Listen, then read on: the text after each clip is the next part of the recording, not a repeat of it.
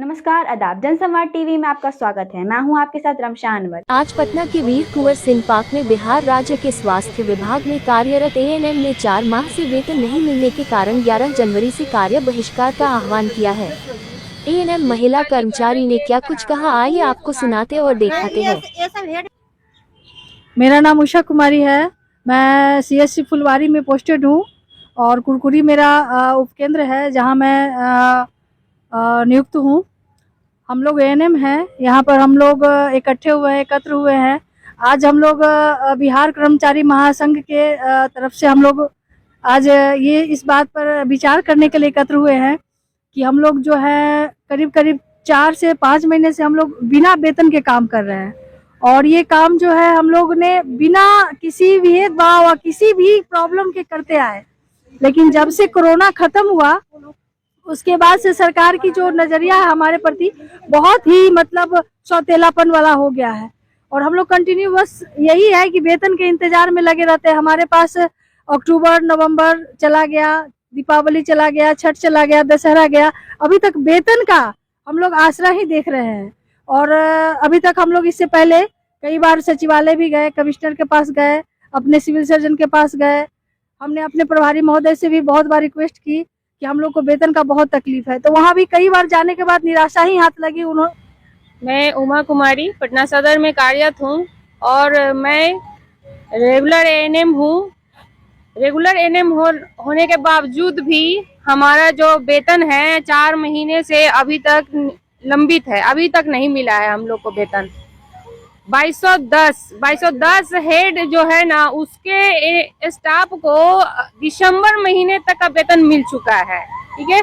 और हमारा जो वेतन है 2211 हेड का हर बार हर साल और कह नहीं सकते हैं कि इसमें कब से इस तरह की गड़बड़ी चल रही है कि 2211 हेड के स्टाफ को भुखमरी की आसार पे लाके लोग छोड़ देते हैं। यही तो बात है सर, कहने में शर्म लगती है, हमें शर्मिंदा होना पड़ता है कि जब कोरोना ऐसा वैश्विक महामारी आई तो हम लोगों से 24/7 कंटिन्यू हर एक जगह देखे होंगे कि वहाँ पे 24/7 वैक्सीनेशन सेंटर बना हुआ है। वहाँ कौन वैक्सीन लगा रहा था बताइए? हम ही लोग लगा रहे थे ना। लेकिन उस दिन हम लोग को अप टू डेट वेतन दे दिया और इतना बड़ा लिफाफा जो है ना और सर्टिफिकेट हमारे स्वास्थ्य मंत्री ले लिए, प्रधानमंत्री ले लिए, मुख्यमंत्री ले लिए, हमारे प्रभारी ले लिए, सीएस ले लिए, सब ले लिया। हम लोगों को भी दे दिया गया ऑफिस में पीएचसी में ला करके कि आप लोग कोरोना वॉरियर हैं। कोरोना वॉरियर का सर्टिफिकेट लेने से हमारा पेट नहीं भर जाएगा, हमारे बच्चे पढ़ नहीं लेंगे और हमारा खर्च नहीं चल जाएगा। हम एक महिला हैं, अगर हम नौकरी करने के लिए निकले हैं तो कुछ पैसे के लिए ही निकले हुए, कुछ हमारी मजबूरी होगी तभी हम नौकरी करने निकले हैं, नहीं तो मैं घर में बैठी रहती। आज अगर हमारा ये वेतन नहीं मिल रहा है 4 महीने से, तो बताइए हम कहाँ से, इस तरह का जो महंगाई है हम कहाँ से अपना भरण पोषण करेंगे? कैसे हम ड्यूटी घर से निकल कर जाएंगे जहाँ पे हमको 20 रुपया 25 रुपया एक टेम्पू से एक स्थान पर डेली 100 रुपया का खर्च गिर रहा है। कहाँ से भरेंगे? बच्चे कहाँ से पढ़ेंगे? खाएंगे क्या? और कैसे ऑफिस जाएंगे और कैसे ड्यूटी करेंगे हम? आज हमको हमारे पीएससी से यही व्हाट्सएप ग्रुप पे मिलता है मैसेज कि अनमोल का ऑनलाइन नहीं हो रहा है। भैया हम ऑनलाइन कैसे करें? हमको टैब तो दे दिए सरकार, हमको टैब दे दी कि आप 24 घंटे ऑनलाइन रहिएगा साथ। अब ये बताइए उसमें नेट कहाँ से भराएगा? आज पैसा नेट का भराने के लिए 600-700 रुपया लग जाता है। मैं नेट भरा के काम करूं कि मैं अपने घर में अपने बच्चे के लिए टॉफी लेके जाऊं कि सब्जी लेकर के जाऊं, कि मैं अपना खर्च ड्यूटी निभाने में पैसा खर्च करूं? कहाँ से करूं? ये 2211 हेड में इतनी समस्या कहाँ से आ जाती है और 2210 में नहीं है बताइए? तो 2211 वाले से काम नहीं ले रहे हैं, सिर्फ 2210 से ले रहे हैं, बताएं हमें। मैं कुमारी बबीता सिन्हा बिहार राज्य कर्मचारी महासंघ के उपाध्यक्ष और बिहार राज्य कर्मचारी चिकित्सा महासंघ के कोषाध्यक्ष और उपाध्यक्ष दोनों। मैं यहाँ 2211 हेड में हमारी जितने बहनें काम करते हैं, एएनएम बहनें, पूरा राजधानी का स्थिति है। रूरल एरिया में जा जाके हमारी बहनें इतना अच्छा कार्य करती है। कोरोना जैसा वैश्विक महामारी में इतने ढंग से काम किया, अपना जान पे खेल के अपने परिवार और बच्चे को ताक पे रख के इतना सारा काम करती है और भूखे प्यासे क्षेत्र में सारे काम को निपटारा की।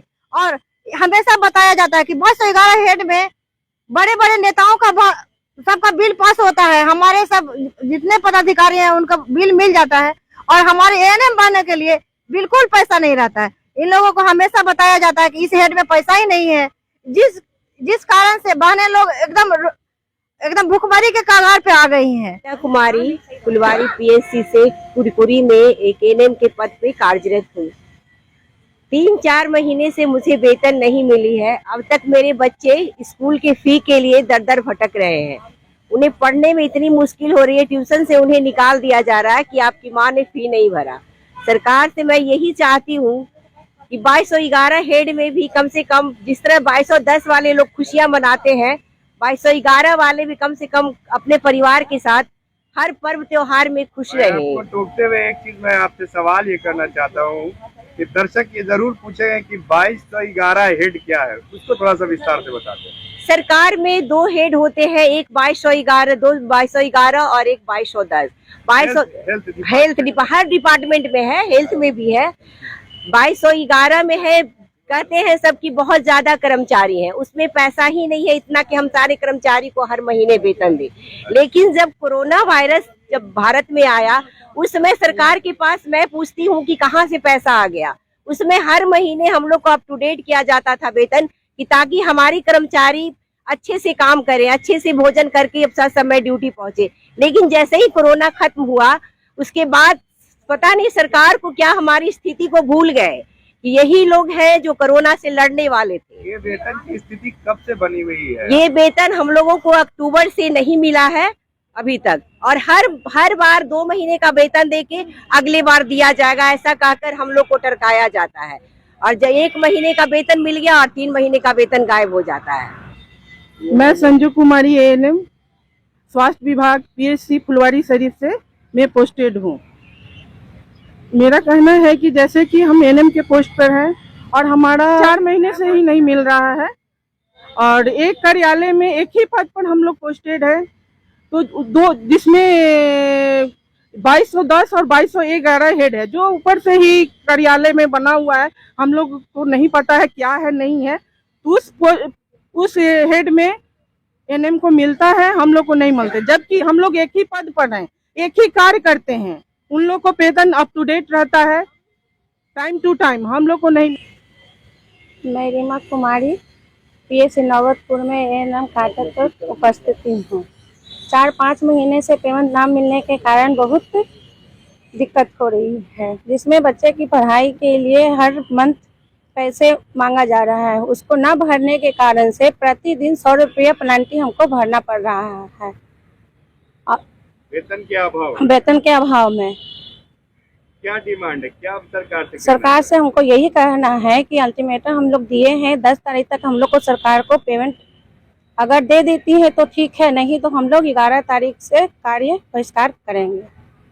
डिमांड तो अभी आपने सुना ही कि हमारी जो कर्मचारी बहनें हैं वो 4-4, 5-5 महीने से बिना वेतन के काम कर रही हैं। ये आश्चर्यजनक स्थिति है और आप सोच सकते हैं कि पैसे के अभाव में किस तरह से इनका जीवन बसर हो रहा होगा। सरकार भी अवगत है कि हमने किसी को आवास नहीं दिया है।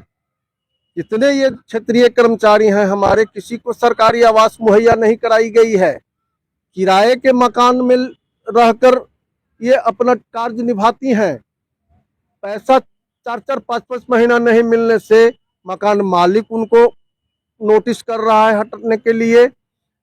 गहना गुड़िया बेच के किसी तरह से ये लोग अपना किराया चुका रही हैं। बाल बच्चे को पढ़ाने में दिक्कत है, स्कूल से भी नोटिस हो रहा है कि नाम काट दिया जाएगा।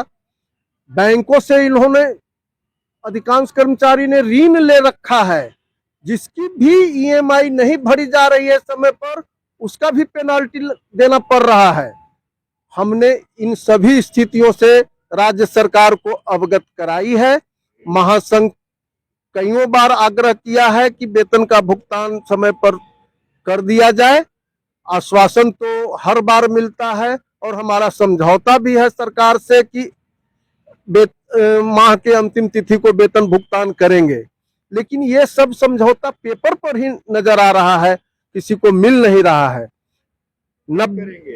90% से ज्यादा क्षेत्रीय कर्मचारी एएनएम जो विकट से विकट परिस्थिति में, चाहे खतरनाक से खतरनाक स्थिति में काम करते आ रही हैं और उनका वेतन समय से नहीं मिल रहा है। इन लोगों की दुर्दशा देखकर भुखमरी के कगार पर बहुत लोग आ गई हैं। ये दशा देखकर हम फिर सरकार से आग्रह किए हैं कि कम से कम 10 जनवरी तक आप वेतन का भुगतान इन लोगों को कर दें, अन्यथा बाध्य होकर 11 तारीख को कार्य बहिष्कार करेंगे।